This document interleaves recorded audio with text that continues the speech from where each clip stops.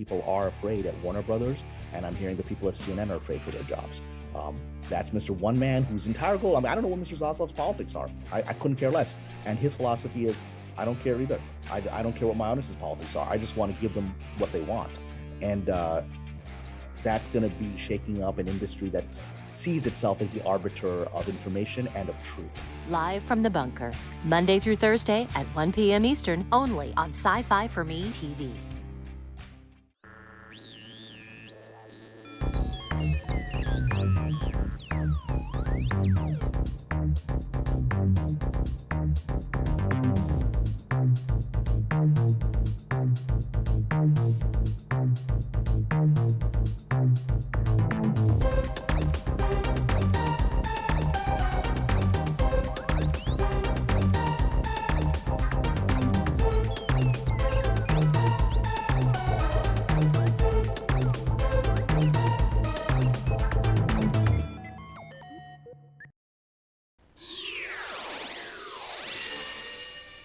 Hello, everybody, and welcome to this 315th installment of the H2O podcast. My name is Jason Hunt.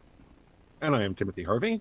And, surprise, we got a little bit of a graphic refresh. I had about 5 spare minutes the other day, and I thought, well, why not? Because we're kind of updating things on some different things here, so just a little bit of a facelift, just some, some sparklies. So we want to keep things interesting for you guys. Yeah, I suppose. So yeah, there it is. There's I see Dave in the chat. Welcome, good to see you. How are you doing, sir? Good evening. Me? Yeah, you. Well, I wasn't sure which one of us you were talking to. Well, I mean, I could ask Dave how he's doing, but the response is going to be delayed because of the factor of the broadcast and the whatnot. But how are you doing? Yeah, no. How are you doing, Tim? I'm fine. How are you? I'm sore. I had a good productive day at work, and got some fun editing stuff done this weekend. So. No. Well, that's good. Want to give a shout out to our podcast listeners. We've got people in Spain, Russia, Germany, Poland. I see Portugal. That's one I haven't seen in a while. Italy, the UK, Canada. So good to have all of you listeners with us. I do want to invite you to check out the live video. Every now and again, we pop up with some visual or something that kind of helps the show move along, but I don't know that we're going to do too much of that tonight because our topic is a little bit not really esoteric, but it's kind of spun out of some different things that we've talked about before. And the way things are now in film and television are not always the way things used to be. And, these days, it's really not any big thing for a particular actor to jump back and forth between television and movies and animation and even TV commercials, really. But back in the day, that just was not done. So we've peripherally touched on it every now and again, so we thought we'd spend a particular episode dedicated to that. Because it has evolved over the years. We have actors that are now showing up in TV productions that 10 years ago, 15 years ago, 20 years ago wouldn't have dreamed of being on television because we're a movie star. I mean, Liam Neeson, for example, is a good recent example of this because the interviews about him showing up in Obi-Wan generally tended to have him sitting there saying, well, it's a TV show. If it were a movie, I'd consider it, but it's a Disney Plus. It's a TV show. Almost kind of casually, nose in the air. Well, it's a television show, so it's beneath me. Harump. And then, of course, he shows up at the end of Obi-Wan Kenobi as Qui-Gon's Force goes. So everybody kind of went, ah. Well, that seems a little bit more like trolling, or maybe not as much trolling as misdirection, because one thing that we should probably make, uh, there's some distinctions here that go with the American television audience versus the American movie audience. Yeah. British actors like Liam Neeson moved much more fluidly between stage, TV, and film. It's a much smaller market. Right. You go where the work goes, and you don't one of the things that actually made movie stars is that there's only so many slots in the cinema for X number of movies, which means by default there's fewer roles, which means that if somebody becomes a movie star, if someone becomes, say, Tom Cruise, you're looking forward to the new Tom Cruise picture. Right. And there's only room for one Tom Cruise at a time because it's Tom Cruise. He's right there. I mean, you know what I mean? Yeah. So I think I would suspect, although I do not know, and cannot speak for Liam Neeson. I understand that there's issues with communicating with Liam Neeson involving finding you and things, and so I'm not as young as I used to be, and he's older than I am, but I'm probably more fragile than he is. So I'm not going to push that, but I would suspect that was a whole lot of, not exactly trying to draw attention to a TV appearance. Yeah. But but that attitude, real or not, was very much seemed to be the norm for a lot of actors. Is that you didn't want to go to television. You could come from television. Mm-hmm. Yeah. And a lot of movie stars did. But going back to television while you were still a hot star was like you had fallen. If you were in your 60s or 70s coming to TV, that's different. Now you're a character actor. Right. But if you were and it kind of became a big deal if Joan Collins, say, and I'm using her for a specific example, she was a huge television star. Mm-hmm. But prior to being a huge television star, she was a huge movie star. But then her kind of acting and her kind of roles were no longer what people were watching. So moving to television was a keep working, logical kind of thing. But that was an example of, okay, her film career is essentially over. Now you become a TV star. Yeah. And then it You're was very reinventing rare that yourself. and this doesn't stop you from being a gigantic star on television.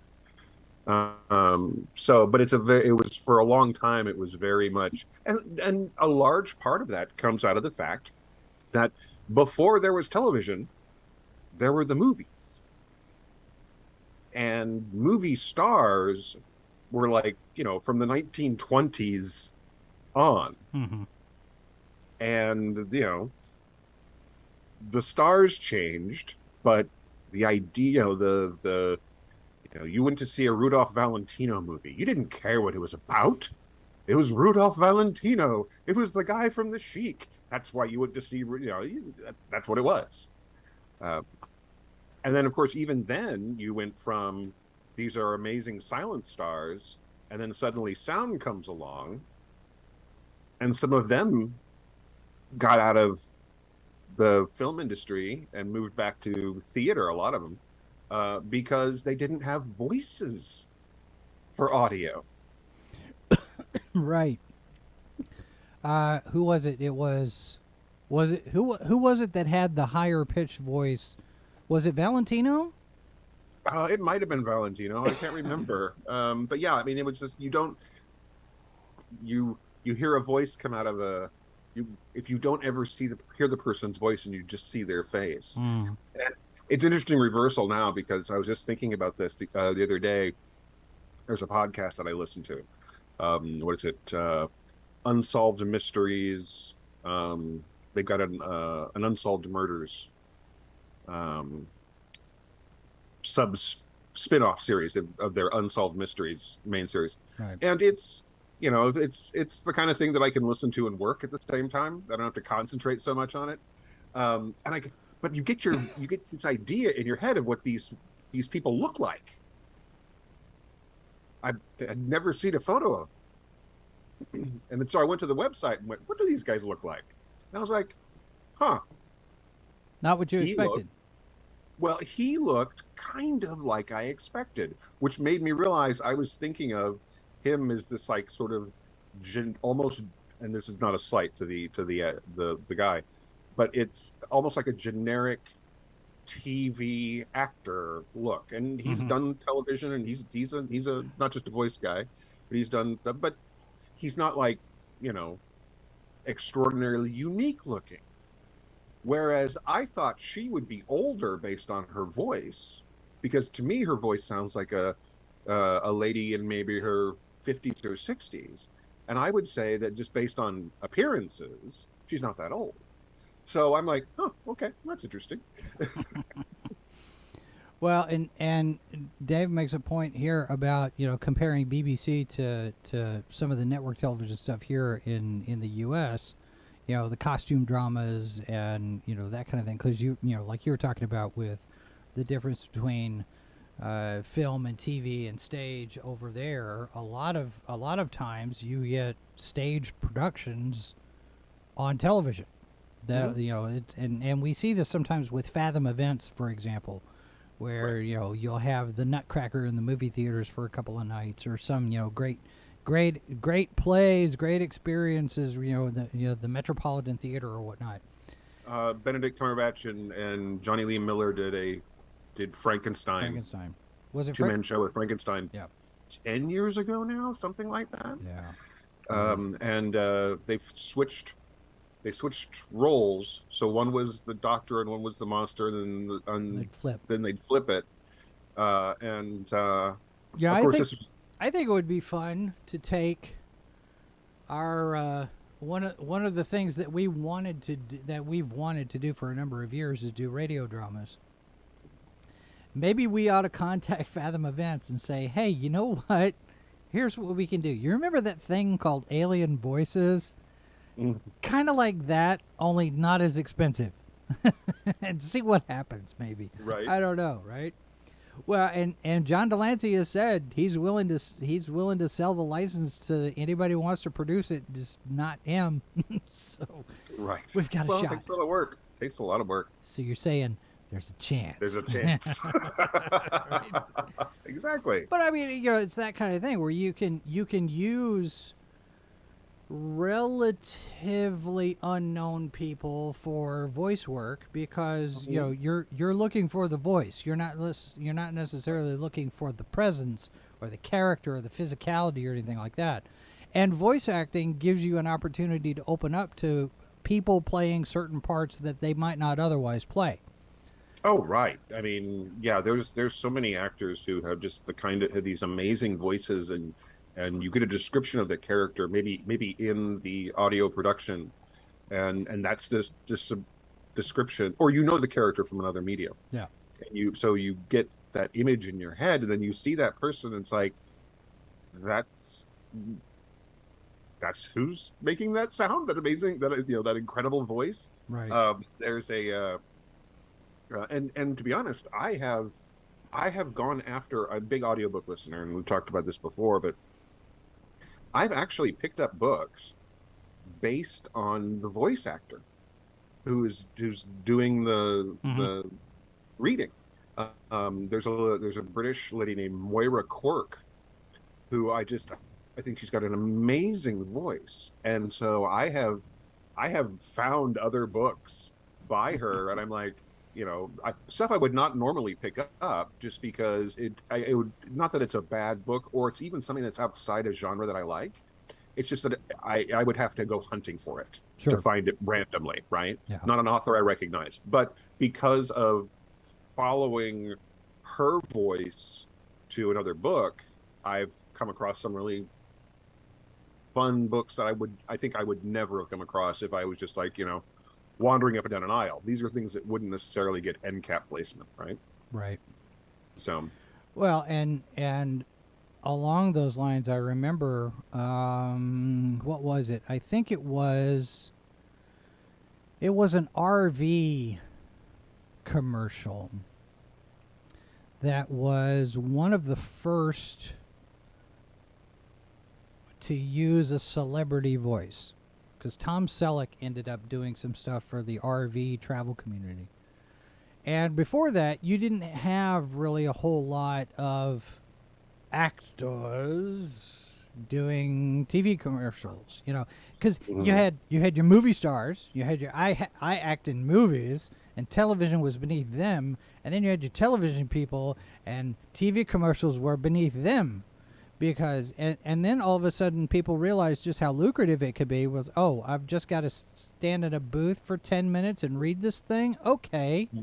well, but again, that was very much an American thing. Yeah. You would find a lot of movie stars doing TV commercials in, say, Japan or Right. Yeah, and because they'd be how many of those surfaced online once the internet became a thing? I mean, we Oh see yeah, Arnold and Schwarzenegger and there, yeah. Sean Connery did some, and you would find these ones where it's like, this is stuff they would never do for an American audience. Yeah. Yeah, and yeah, And Dave, there are those infamous or famous, I guess, depending on how you look at it, those commercials with Ricardo Montalban talking about the rich Corinthian leather. well, and Ricardo Montalban's an interesting example of someone who moved through TV, film, and commercial work Mm-hmm. much more smoothly than a lot of other people at the time. And some of that came out of the fact that if you had a unique look, a unique sound, if you could slide into certain kinds of roles that became somewhat iconic Right. in any medium, you had an easier time of it. People were more forgiving, and I guess air quotes here, forgiving, um, because while I'm certain, because egos, that there were plenty of film actors who were like, oh, I am above television. Mm-hmm. Some of it was the fact that that was the perception. You could maybe want to do a TV series, but your agent was going to look at you and go, oh no, we can't have that, Right. because the perception was that it was a step down. You're slumming. Yeah, and whether or not you were like, "Ooh, I want to be on, this show so bad," and they'd be like, "No, do you want to kill your career? But it'd be Well, fun." And no. and then you had Batman 66 with Cesar Romero playing the Joker and having the time of his life. And you've got Burgess Meredith and Vincent Price as Egghead, and I think Zsa Zsa Gabor was even on that at one point. But I think. also look at the point in their career that they were doing that. Yeah. This was again, it was okay because, and again, serious air quotes here, that part of their career was over. Yeah, they weren't the leading man, leading lady anymore. They were the character actors. Right. And that tells you a number of things. It tells you how long the shelf life was for actors during that time period. Yeah. There's still some of this here. I mean, if you're not young and pretty, I mean, Hollywood likes young and pretty. That's why we're not in Hollywood. Well, I mean, and in fairness to the American movie system, every movie system prefers young and pretty. Sure. And so, and pretty in a generic way, handsome in a generic way, right? Because you're trying to appeal to the broadest audience. Now some British film and television, Indian film. I've seen some stuff with some Russian science fiction and horror. They're less concerned about the star being conventionally conventionally handsome, Mm-hmm. conventionally beautiful. Um, and that's just some of that Yeah. the gloss of what Americans consider to be attractive is not the Well, same from country to country. you look There's some at differences. Das Boot, for example. I mean, Wolfgang Petersen just passed away, and so people are talking Mhm. about his career. And you get somebody like Jürgen Prochnow, who's not.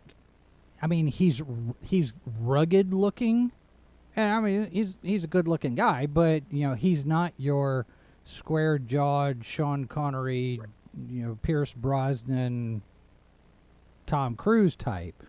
He's got some rough edges around him, but he's a star and he's recognizable. And you have him coming out of Das Boot, and then what was it, The Seventh Seal, with Mhm. Demi Moore, where he's playing Jesus coming back for the second coming, and I'm like, well, that's an interesting casting Well, because then you hop you know over to The Keep, where he played a Nazi soldier. hmm I mean, he's one of those folks who not only has a very distinct look, but it's also a very flexible look. yeah He's an example of a character actor who made who was able to be both a movie star and continue to be a character actor. yeah yeah. Um, And just for the record, I do see the flashing frame on the animation. I'm gonna have to fix that. But I will fix that. So hopefully it's not too much of a distraction. Because I keep looking at him, I was like, what am I looking at? And I finally realized what it is these white frames around our video.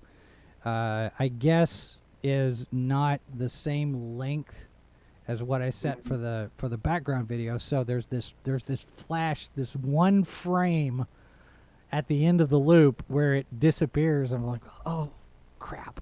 So now I gotta go back and completely redo it. So, but see, the other thing though is you talk about between movies and film, between movies and TV, and you get something like the the cinematic universe, for example, where you have people who are in the movies, people like Samuel Jackson, who descend into the realm of the television doing Agents of S.H.I.E.L.D., for example.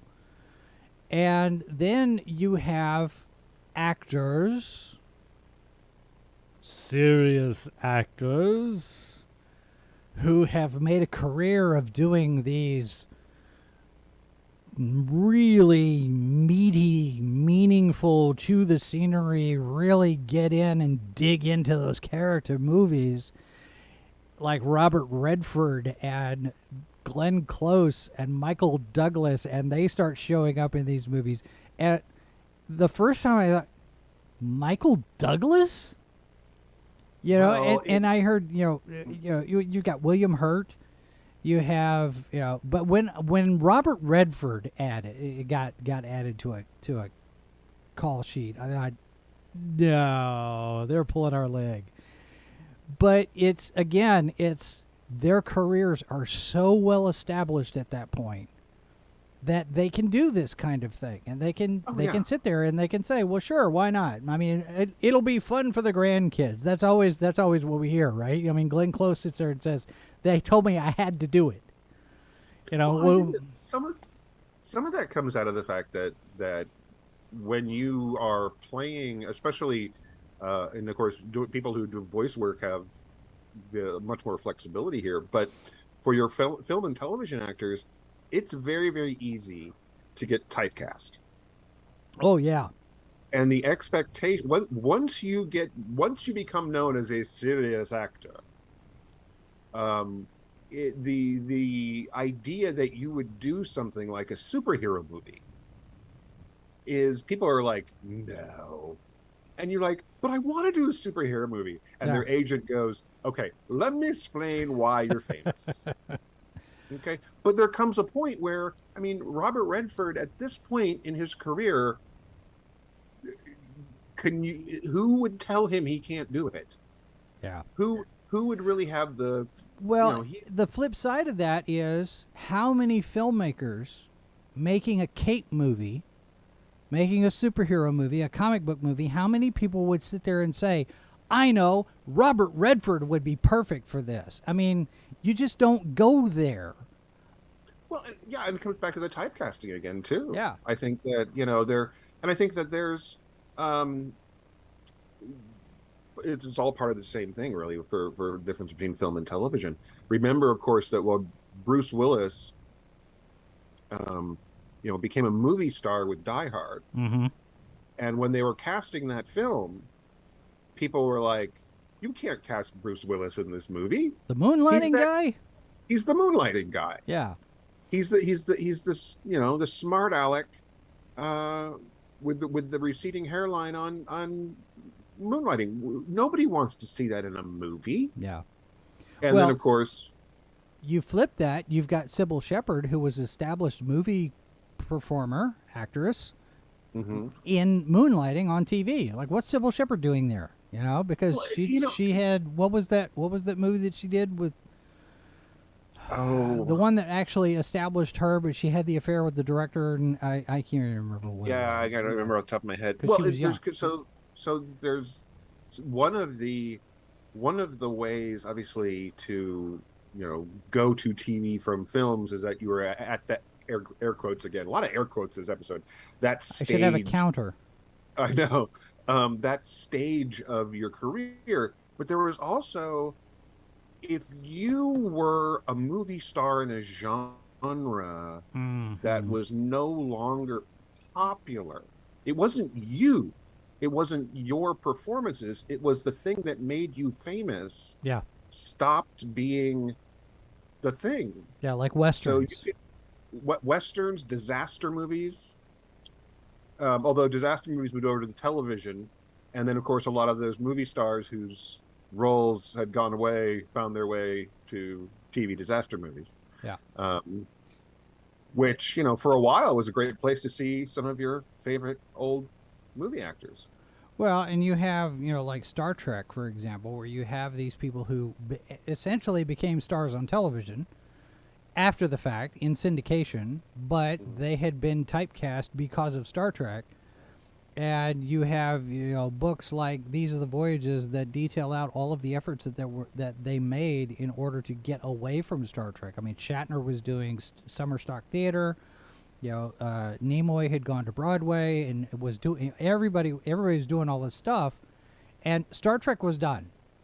Now we have to move past those uniforms and those characters and get work doing other things, and they weren't able to do that. And Nichelle Nichols pivoted into recruiting for NASA and capitalizing on her fame as Uhura to help recruit for NASA. But Jimmy Doohan essentially disappeared. I mean, he did Star Command, Jason of Star Command, or Space Academy, or whichever it was. And Shatner did everything, Kingdom of the Spiders, and he eventually went on to do T.J. Hooker. Right. But what happened to George Takei? George Takei did the Green Berets with John Wayne. He should be a bigger star than he actually is. And we know George Takei is more, I don't want to say famous, but he's more recognizable now as a mouthy activist rather than a successful actor. He came back for Heroes because there's legacy for him now. Mm-hmm. But Walter Koenig had to reinvent himself with Babylon 5, because none of them could get work. Right, and imagine if imagine that you are in that role from a movie star standpoint, where at one point you were headlining, you were the name, and for whatever reason you stopped being the it girl, or you stopped being that dashing leading man, because you got older, or the farce fell out of style, or the western stopped being. The 1970s did a lot to derail a lot of really prominent movie styles, that a lot of people had heavy investment in their careers in. Yeah. The crime picture, the gritty realism, again back into air quotes, but of the 1970s, a lot of that kind of stuff if you were a star in westerns, if you were a star, if you were in romantic farces, the dance picture, Fred Astaire and Ginger Rogers, once the musicals stopped being things that, brought people in, you ended up with Fred Astaire on television. Yeah, Starbucks dad. You're like, what? How did that? How is but the thing is that what is it? I didn't get small. The pictures did. Yeah. To some degree, that's actually what happens. Yeah. So I mean, By the way, that was the last picture show is the one I was thinking Thank you. about for Sybil Shepherd. Yeah, But yeah, I mean, I remember when that episode of Battlestar Galactica aired first in 1978, and special guest star Fred Astaire, and I went, what? I mean, I'm 8 years old, and even then I recognize this is kind of an odd thing here. This is Fred Astaire on Battlestar Galactica. I mean, he's a dancer and he's doing science fiction, and it was such a weird juxtaposition for me. I had to wrap my head around it. It took me a little bit, but he's an actor. People think of him as a dancer first, but he's got to act in all those movies too, and so you get this, this expectation that he's good at one and nothing else. And again, you get into the typecasting. He's a dancer, not an actor, and yeah, it's interesting to see how all of that works, because it's not just the agents, it's the audience. Well, and in many ways, the agents, yes, that's exactly. Thank you for the right quote there. In many ways, that's what's driving the agents too, because the agent's big thing is that they want their percentage of, they're your agent, they get a percentage. Yeah. They want to make sure you keep working, and if the audience isn't asking for what you want to do, you're not going to do that. If your agent is going to try and protect you from making those mistakes. That's their job.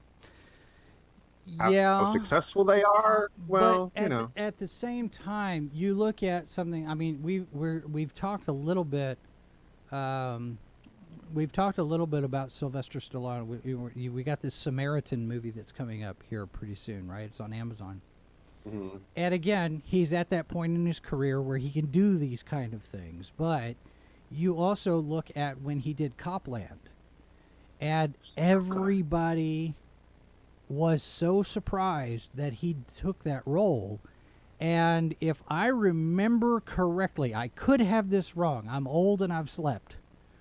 But I seem to recall that he had to lobby for that role, because nobody wanted to cast Rocky as an old, fat, out of shape, stay out of trouble sheriff. And he was like, I've got to have this part. And honestly, I think that while he has done other good roles, and I think he's done some fine work and some not fine work in the Rocky series. Hey, his first performance as Rocky and his most recent performance as Rocky, I think, are excellent. Now, when you're saying most recent, are you talking about most recent in Creed or in Rocky Balboa? The last official Rocky movie. Both of those, he does very fine work. Okay. But Rocky Copland, for my money, yeah. Copland is the finest thing he's ever done. And he's so good in that film. And that's an example of a movie where critics loved it. Audiences went, huh? And missed out. If you've not seen Copland, guys, yeah. I cannot tell you. It is highly recommended. Fine work from him. Highly. I need to find it on DVD somewhere, because digital media not very trustworthy. Yeah, hold on to that. Buy your physical media, folks. Get your DVDs, your Blu-rays, your laser discs, your VHS especially tapes. If it's owned by Warner Brothers. Everything. Yeah. So get it all, and keep it. Hoard your videos. Right? Seriously, if it's produced by Warner Brothers, folks, this stuff is literally disappearing Well, from and the world. I've seen some discussion about that with regard to some of the stuff that's actually has already been produced that's come away from HBO Max.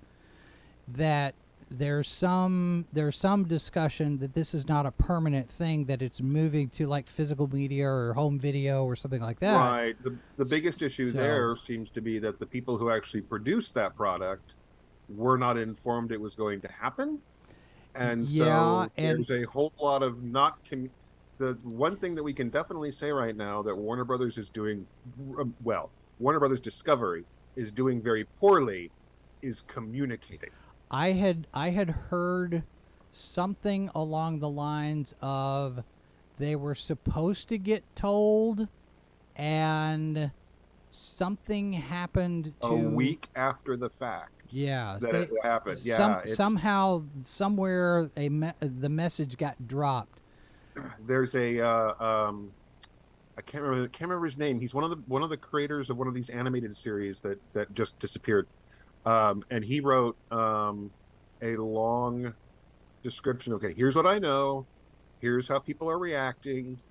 And apparently, a lot of creatives, the folks who actually produce the content, and here's a little. Okay, I do not work in the industry.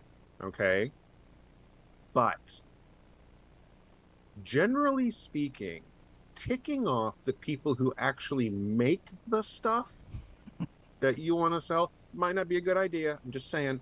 Apparently, there's a whole lot of writers and actors and producers and directors, lawyers who are not happy. And that could be an issue. So we'll see how it plays out, but we talked about it a little bit, Jason, but we're going to have to come back to Warner Brothers Discovery because it's not over. Oh, I know, and it's one of those things where between Warner Brothers Discovery and Disney, there are decisions that are being made that, depending on your point of view, I will say, some people think that it's the smart way to go, and some people think not so much. And really, I mean, when you get down to it, bottom line, it is show business, and these people have a fiduciary responsibility to their shareholders before anything else. And if you're not making a product that sells and makes money, then you have to pivot. You've got to do something else. And it's kind of like what we do here. That whole abort and pivot thing that I said when we came back after our break was that every decision that we've got, we're going to take some time, and we're going to reevaluate and measure what we're doing. And you have those moments where, okay, do we make an adjustment, or do we just drop it and do something else? And Disney and Warner Brothers are faced with that same dilemma because, I mean, Warner Brothers Discovery has got $43 billion in debt. They got to do something. So, if I make a widget and nobody's buying the widget, it's not very smart of me to keep making the widget and insult the people who aren't buying the widget because they don't want the widget. Well, how dare you not want the widget? That doesn't work. So, right. So a lot of people on the production line get tossed by the wayside, unfortunately. But, we got to make profit. The concern there, and again, we'll come back to this on another episode because it's more developed. But the concern there is that if you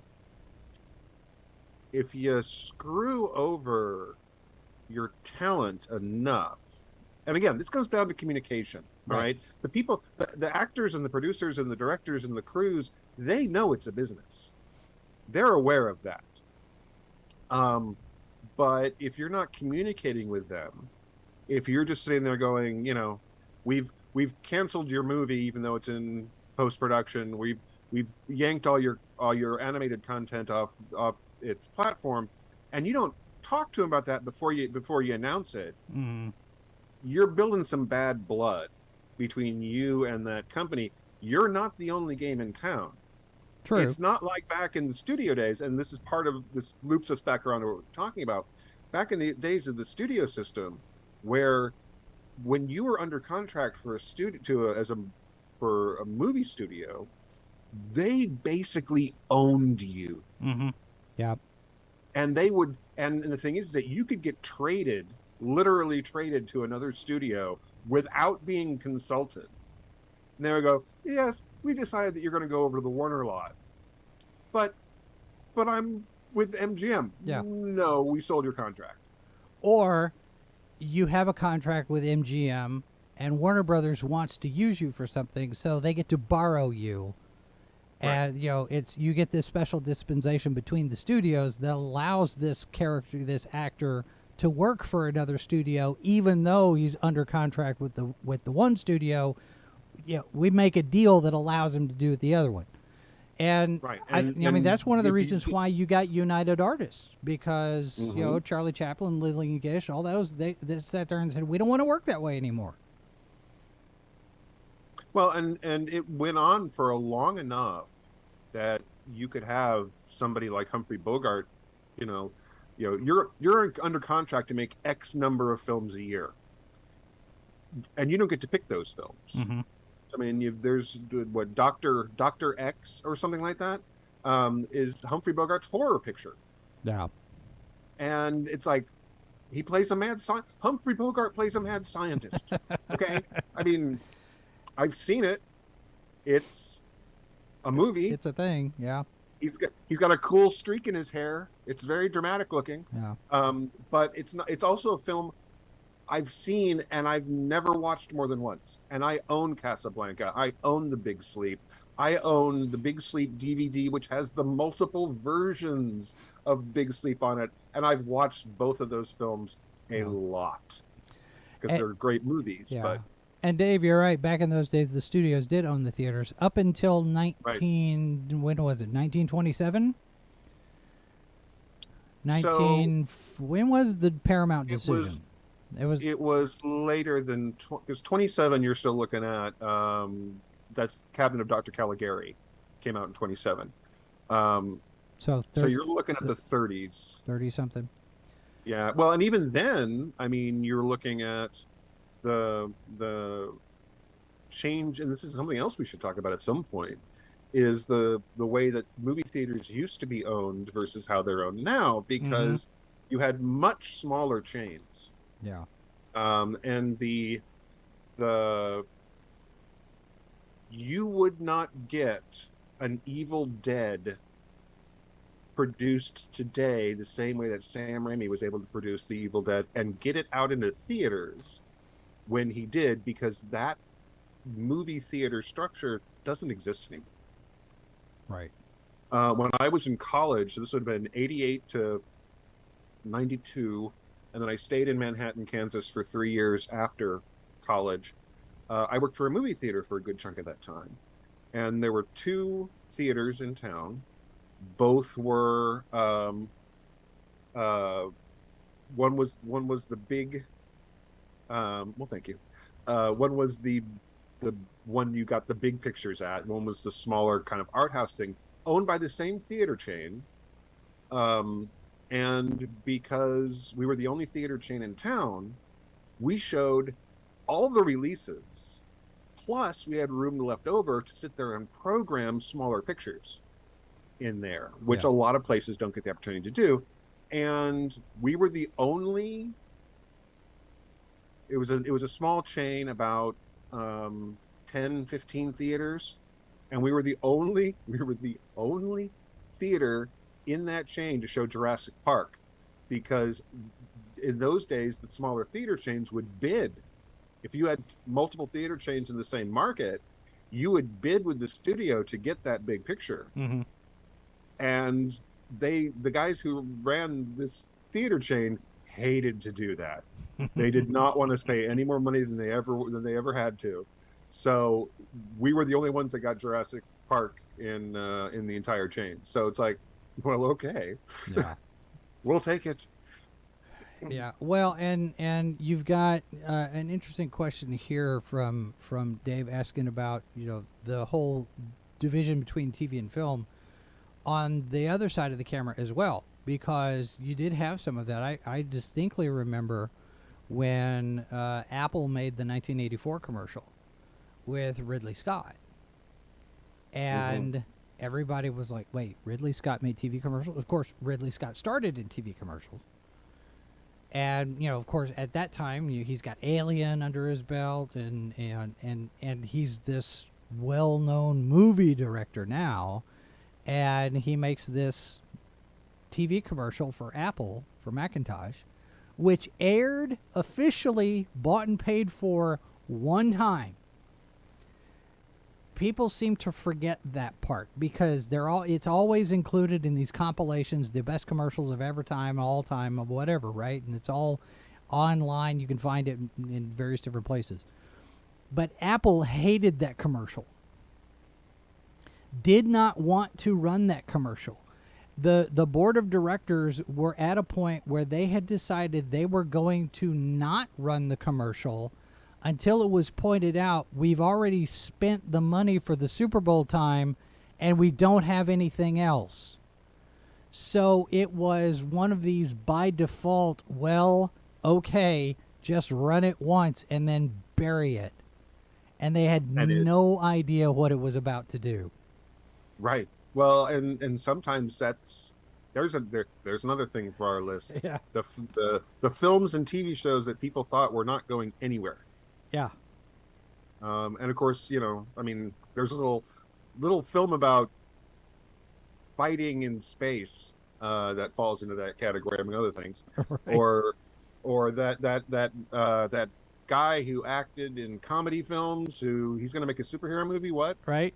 Right. So I mean, you know, that sort of stuff applies. But so in terms of the crew, so it depends really. I mean, for your average working person on a set, where if you're in craft services, if you're in your grip, you're, you know, in audio, whatever those things, you know, set design, that stuff, there was a lot more movement between film and television.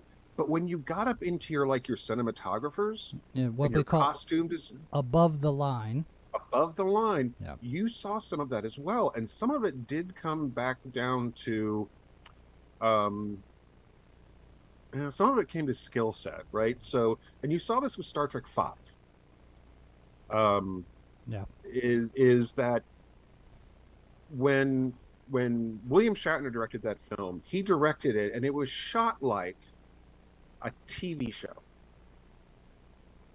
And there's a difference. Well, there was, and this, because a lot of this comes back to the lines have become so blurred, which is got some real positives to it, some downsides too. But so you look at how that film is shot, and it looks very much like you would see on a television screen. There's a lot less depth of field to it. Mm-hmm. It's a lot more framed in a more square focus than opposed to the widescreen layout of right. film. There's a lot of things that make it look very much like a television show. This did not help.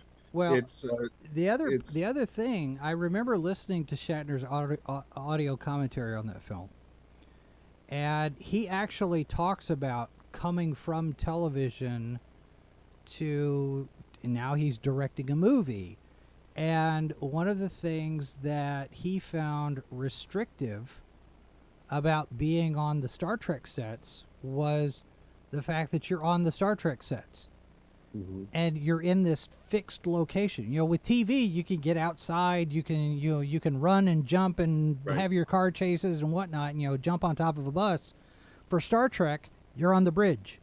Nobody moves. Nobody goes anywhere. There's no blocking. And he says, so to compensate, since the characters aren't moving that much, I'm going to move the camera. And so he still is looking at it from, there has to be movement in the visual, and since everybody's just standing there, I'm going to move the camera around, which I thought was really an interesting insight into his process, because he's still trying to make whatever the visual is at least as dynamic as it would be if he were outside and people were walking around. And yeah, you're still blocking it and editing it like it's a TV show, but then you have, What do you mean I can't have my million rock monsters? What do you mean I don't have industrial light and magic?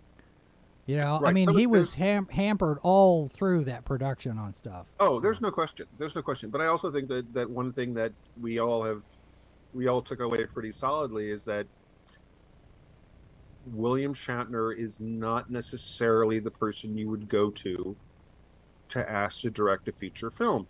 Jonathan Frakes, also coming from a television background in directing, moving into feature films, there's a different there was, and again, this is the state of things has changed. Yeah. There was a visual distinction between the two. Part of that came down to money. Okay, you were not using the same cameras on a TV set that you were using on a film set. You didn't have the time. You were shooting to tape on a film set. You were shooting very fast. You had 15, 16-hour days. You were shooting 24 episodes. Yeah. And you're lucky if you get a certain number of pages shot every day. I think I'd heard at one point the ideal was something like 8 or 10 pages a day. I mean, that's a lot. Yeah. And with episodic TV shows, you're looking at, you've got 8 days to get it done. Right. If that. Which means the number of takes that you get is, I mean, so sometimes the performances that you got on television weren't actually that actor being a bad actor. Right. It's them not having the time. Yeah, I remember the story that Nicholas Meyer tells on the commentary track for Star Trek II. There is the scene where they're about to enter the code to drop Reliant shields, right? Using our console to order Reliant to lower shield. And he says, get ready, here it comes. Right? That line where he says, here it comes. And Meyer talks about how he would sing song and he would telegraph, here it comes. It's like he said we ended up shooting that line over 90 times to get Shatner so bored with it that it would just come out flat. You would not be able to do that in television. No. Ever. Absolutely not. You would never have the time. The Teamsters would throw a fit. And they would be else. right to. Yeah, they would be right to, because you're burning money to do that on television. Now, these days, what we've seen, and what this really kind of, the whole genesis of this discussion, is that the lines have so blurred, and you get and pros and cons of streaming, right? Right. I mean, this is the thing where you got these you've got your Amazons, you've got your Netflixes. You've got your Disney Pluses, you've got whatever Warner Brothers Discovery is going to turn into. And the thing is that you have to have content. And however you feel about the Warner Brothers Discovery thing, they're not wrong in that you need to have good content. Yes. And good content means spending money. And whether you like it or not, and there's some arguments against this, which I think are fair, you have something like Game of Thrones comes along, and it changes the landscape. Yeah. Westworld comes along, and especially season 1 changes the landscape. I think another thing too that factors into that is the switch from 4:3 square televisions to widescreen. And at the beginning there was the whole letterbox thing, right? Because back in the day, those of us who are of an age are going to remember this. Home video, the beginning you had one option. You had pan and scan, right? To fill the screen of the 4:3, and you don't get all of the picture. Because movie theaters, it's 16:9, it's not your thing. And you had pan and scan, and then somebody said, well, what if we shrunk it to fit? And you get these black bars at the top and the bottom of the screen. It ended up being called letterbox. There were people who were like, I am getting less of the thing because they've got these black bars that are eating up the space. And it's like, just like, no, you're getting the total entire picture now. But Now, letter, in fairness, televisions were this big. yeah. So, But letterbox led to, well, if we're going to be showing these movies widescreen on television, why don't we make a television that's widescreen and we can get rid of the black bars? And that's where we get 16 by 9 widescreen televisions now. well, and especially when you look at Your TV shows are now movies. 2005 to 2010, the ability for television shows to start shooting on high definition. Yeah. The cost of that came down so much. I mean, it's out of my price range and always will be. But when the Red came along, this $30,000 HD camera, Right. people were like, it changes everything. And it's a nice camera, but my DSLRs are $5,000 each, and I got news. I will buy another one of those before I buy another, Oh, yeah. buy a Red. When the Red first came out, my initial thought, and I still think this to this day, unless you know all of the ins and outs of every single setting that you can manipulate for a reg, then you essentially have a giant brick. It's a challenging camera. Yeah, I mean, you have to know everything about that camera in order to make the best use of it. You're not just getting the bragging rights. Well, it's shot on the Red. Well, unless you know how to use the Red, that doesn't count for beans. I could take my. Right. I mean, I shot this Panasonic SD camera over here. I shot a film with it. I shot a feature film with it, and it looks fine. Mm-hmm. I mean, you can tell that it's not high definition, but it's like. I have a couple of friends of mine who are cinematographers, one of which shoots on an Arri Alexa, which is another very expensive camera. Now, Arri Alexas are really good cameras. They have a very distinct chipset in there, and they get a very interesting and cool image.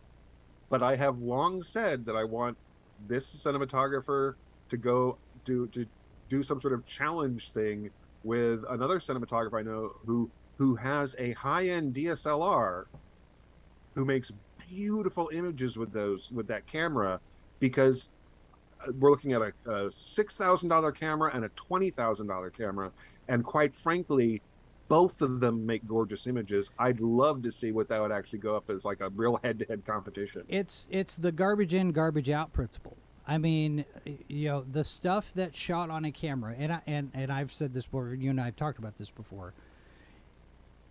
What goes into the camera, what is shot there on set, that matters more than the actual camera that you're using. Because if your setup is right, then you light it properly and your camera movement is the right thing, and you've got the right lens on it and all of these things, you can make an effective visual. And from a practical standpoint, if you can set it up such that you don't have to do a whole lot of changes in between setups, right, that's even better. Whatever your camera is. I worked with a director of photography one time. His name was Jim Sullivan. And his habit was, I'm going to light it.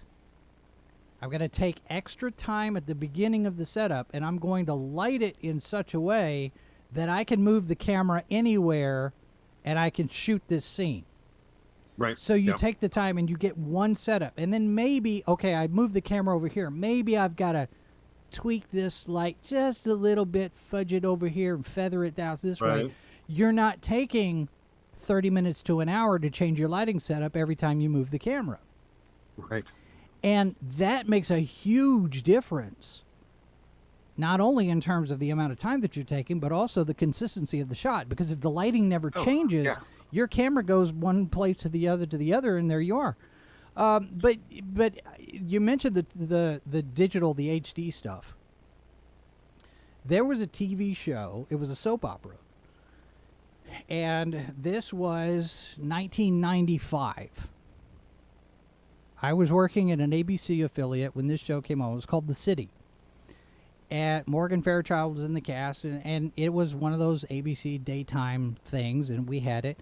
And I remember when that show first came on, it was one of the very first productions that was shot in 24p video. Because up until then, video was 30, and you got that flat, metallic-looking, it looks like video. This one looked like it was shot on film. And I remember looking at it and going, wait, this is a daytime soap opera. How could they possibly shoot it on film and turn it around? Because daytime soap operas, you shoot it and it's aired the next day. It's that turnaround time is almost impossible for film.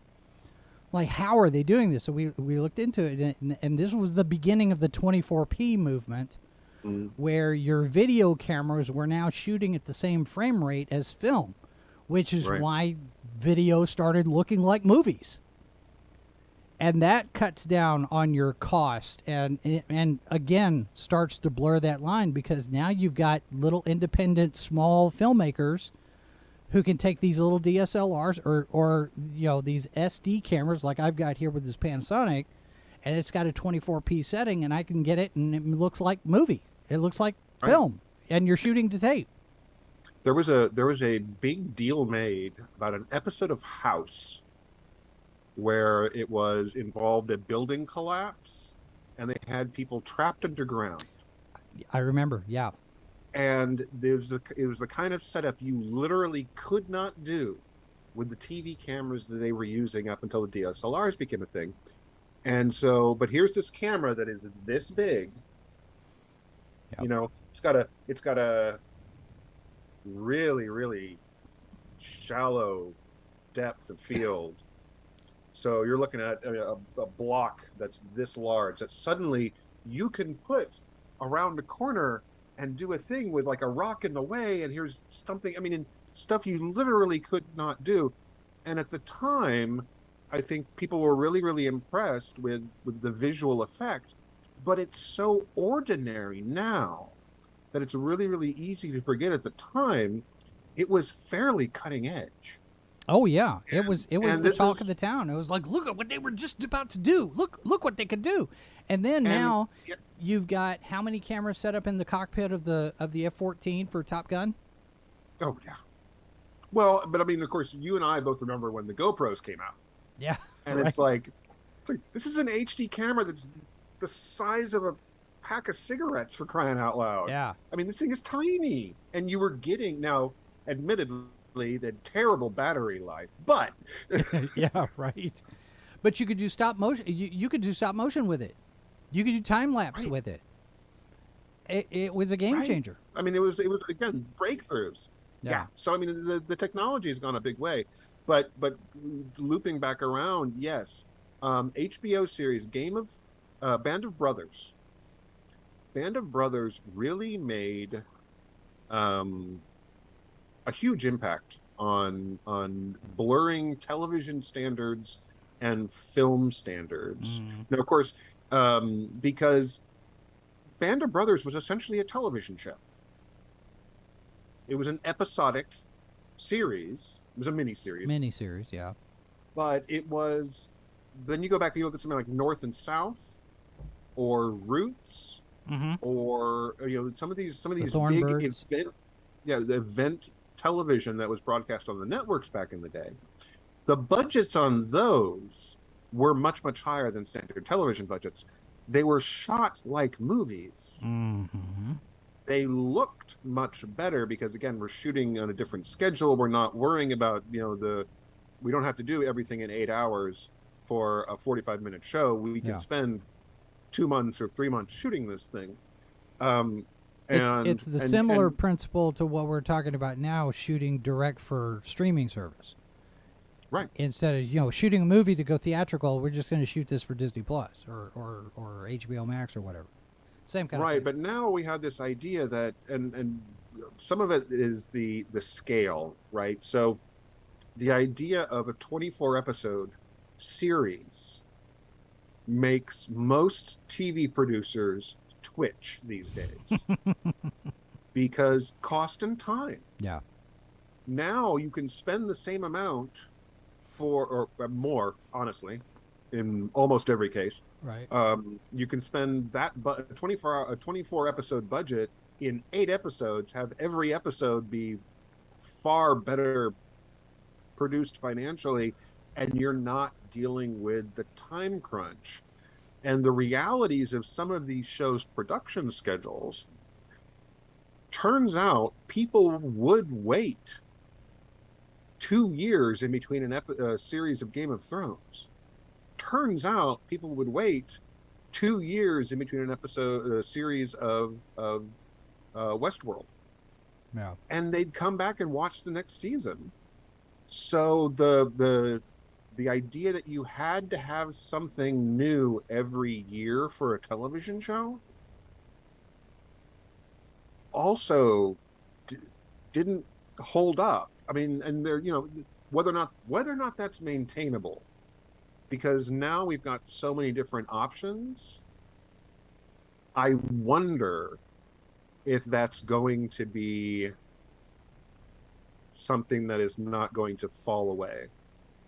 Well, because I think the ability to forget about that thing is always there. yeah, I think part of it, because back in the day you had reruns.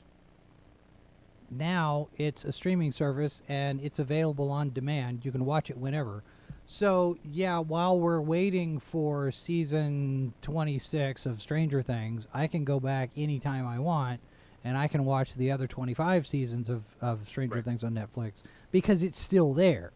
Whereas as with television series back in the day, with network television, you had the 22 episodes, and then you had the reruns, and then they disappeared. Until we had home video, yeah. And then you were paying $30 a tape for 2 episodes. Right? Sometimes a lot more than that, right? too. So the model right now is 24, 12, 10, 8, 6, 4. The model right now seems to be somewhere between 6 and 10. Yeah.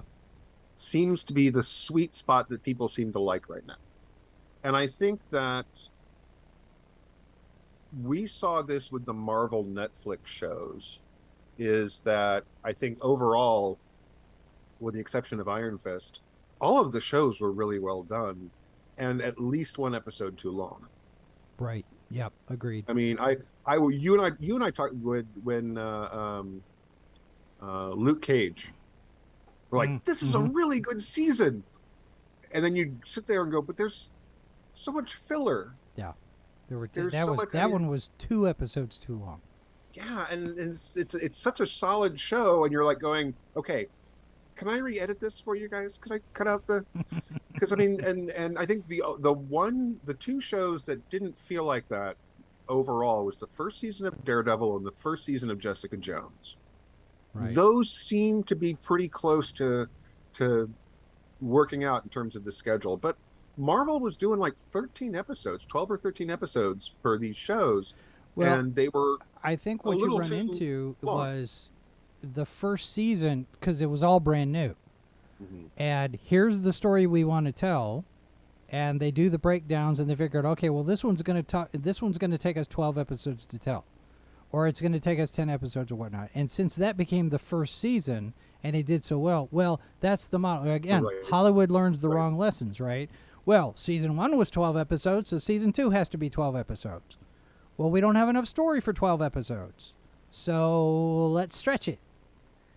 Instead of sitting there and saying, well, this season's only going to be 10, the mandate is, well, it's got to be 12 episodes because that's what we paid for the first time, and that's what people are going to expect.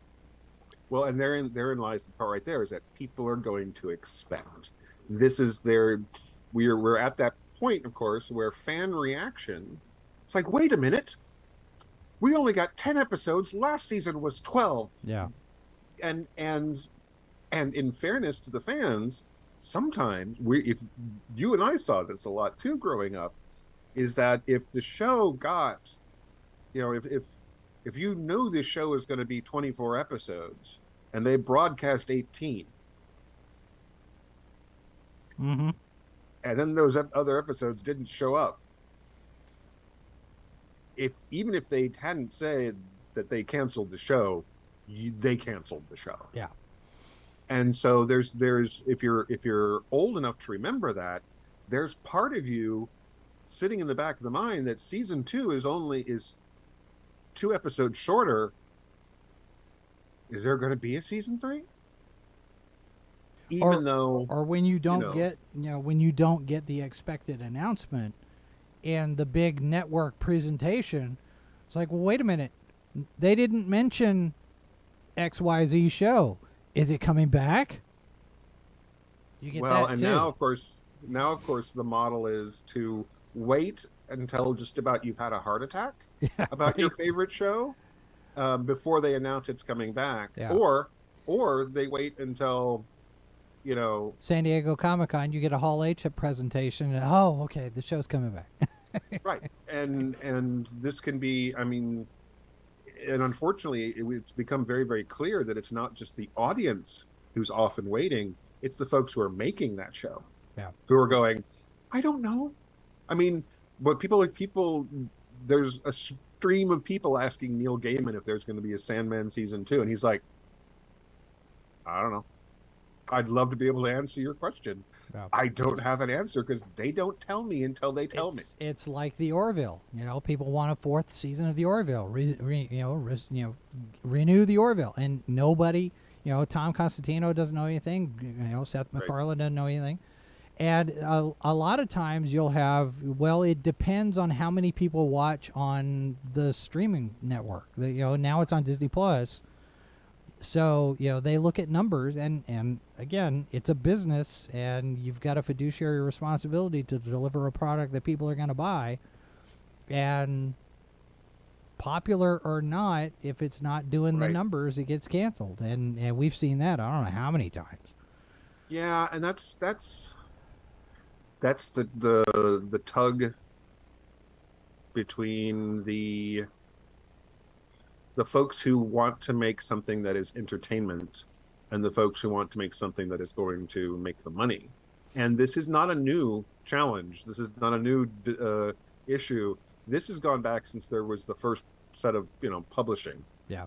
As soon as people realized you could sell books, and this became an issue, and it's not going to go away anytime soon. No, it's not. I saw there's a big thing going on right now. I don't know if you guys have heard about this, but how Barnes and Noble is purchasing books is changed. I haven't heard anything about that. And it has become a real issue because the guy who's currently running Barnes and Noble used to be the president of Waterstones over in the UK, and helped make Waterstones profitable again. His goal is to do the same thing with Barnes & Noble. Barnes & Noble has been losing money. Didn't Waterstones buy Barnes & Noble? Don't they own it now? I don't think so. Because that's what I was thinking had happened. But anyway. What he's decided that he's going to do is, instead of buying a bunch of hardcovers in the mid-range, so not your bestsellers, they're not going to do that anymore. They're going to move a lot of the purchasing decisions to the store level. So you're going to have a lot more control of what your individual store and your individual market has in terms of what's on its shelves. Right. I've been a book dealer before. There's some attractions to that. The downside is that most authors are in the mid-range. Yeah.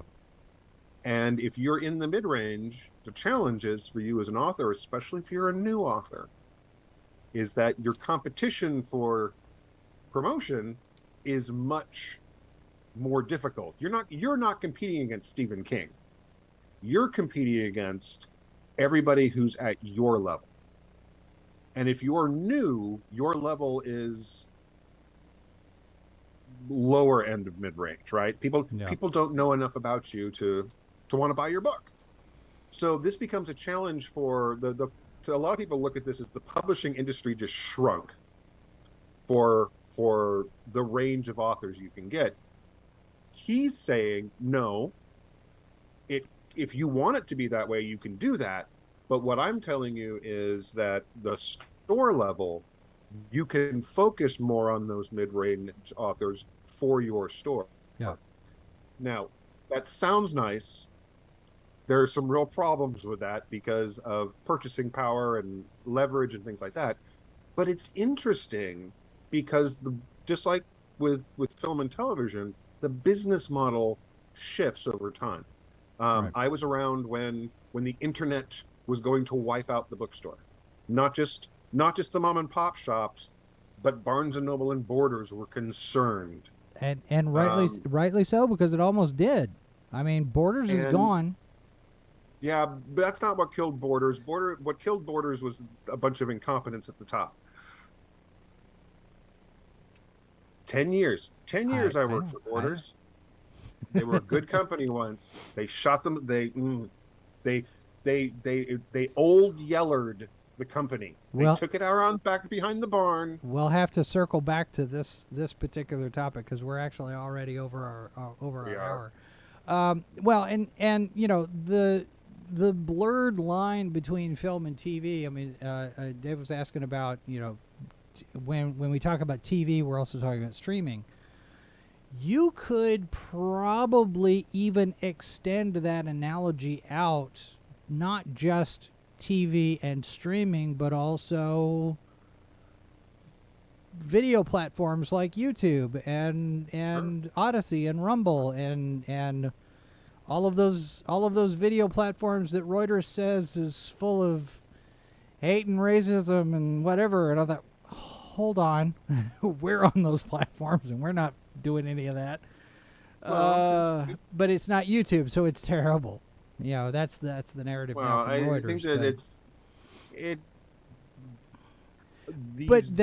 but that line is starting to blur there too, because your online video I mean, YouTube or Odyssey is not any different from streaming it on Netflix. No, and YouTube, YouTube has their own production studios, right? I don't pay much attention to. They have a studio in California for creators to use. I don't think YouTube produces anything of their own outside of instructional videos and how-to stuff, and here's the next feature, and here's the updates that we're going to do, and here's how you're going to make money, unless you're doing live streams, because we don't like you doing live streams. We want you to just upload everything and do shorts. Sure. But I think that, I mean, realistically, there's probably has been and probably will be conversations in the YouTube offices about producing their own content for their own streaming platform, because that seems to be what everybody's doing. Yeah. You know, and what we see on what we call network television, which is what, basic cable? Yeah, ABC, CBS. Yeah. Versus what we see on the streaming services or the prestige platforms, the lines are much fuzzier than they used to be. So, yeah, Dave says YouTube creates something. It's called chaos. Well, see, and that goes back, you know, because I got the email about, and I've complained about this a couple of times now. I won't spend too much time on it here. But there's this new monetization tool on YouTube. There's this new way that you can make money on YouTube. It's called a super thanks button. Mm-hmm. And, you know, in live streams, you have the super chats and you have the super stickers and whatnot. And you can click on the little $sign at the bottom and you can put money into the stream, right? Mm-hmm. Well, the super thanks is this new thing where if you have a video that you have, you can click on that and you can throw money at the creator. But it's only available for videos that are uploaded, not the live streams. And if you're uploading a video, if you set it to premiere, so like at 1 o'clock it will play as if it's live, your super thanks are not available for those either. So YouTube is basically essentially sabotaging every live creator by denying them this monetization tool. And I have to sit there and think, why are they doing that? It's because because shorts aren't live. Mm-hmm. And they're going after that TikTok stuff, right? They're going after the TikTok crowd. Do your short. It's 60 seconds or less, and now it's an upload. They're not live streams. Do this thing, and here's this monetization tool that you could use when you upload a video. Dumb. Absolutely dumb. Yeah, Anyway, it's not particularly doing anything for me in terms of making sense. Because I don't want to do shorts. I really don't want to do shorts. I understand. There's no point to it. I mean, they serve no purpose, especially for what we kind of do. So, right. Anyway, all right. So, all that being said, here's all of the places where you can find us online. And, a number of different video platforms. You can find us on all the different social medias. The PayPal tip jar might at some point go away. I'm not sure because they're about to change the rules on that. And I don't know exactly what it's going to do to us because they say business accounts are no longer going to be able to accept personal money transfers from outside the United States. Oh, okay.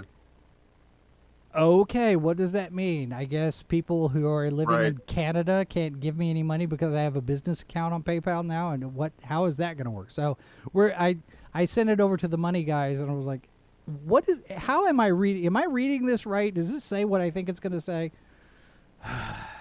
It's annoying. It's annoying. But it's just time to retire. It's just time to quit. So, by the way, we did get paid from YouTube today. So, there's that. Not a lot, but we got something. All right, that's going to do it for us. Thanks very much, all of you, for being here. If you are here in replay, you can still leave us a comment. And, of course, feedback, email h2o@sci-fi4me.com if you want to suggest a topic. And tune in for later discussions next week. We'll have something else that we'll talk about. Coming up on Wednesday, live from the bunker, number 450. I have no idea what we're going to do yet. And then on Friday, I'm going to draw from my 34 years of expertise in media and offer up some tips for you indie creators out there who need to put together a media kit.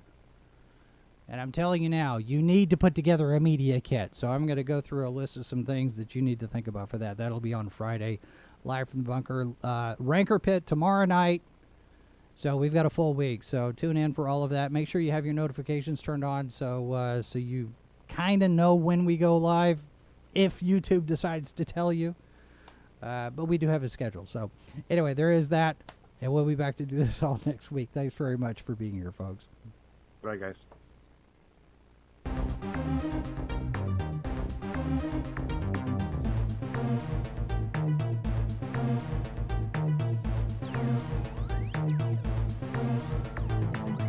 Copyright 2022 by Flaming Dog Media, LLC. All rights reserved. No portion of this program may be retransmitted without the express written consent of Flaming Dog Media. You're watching Sci-Fi for Me TV, delivering the multiverse since 2009.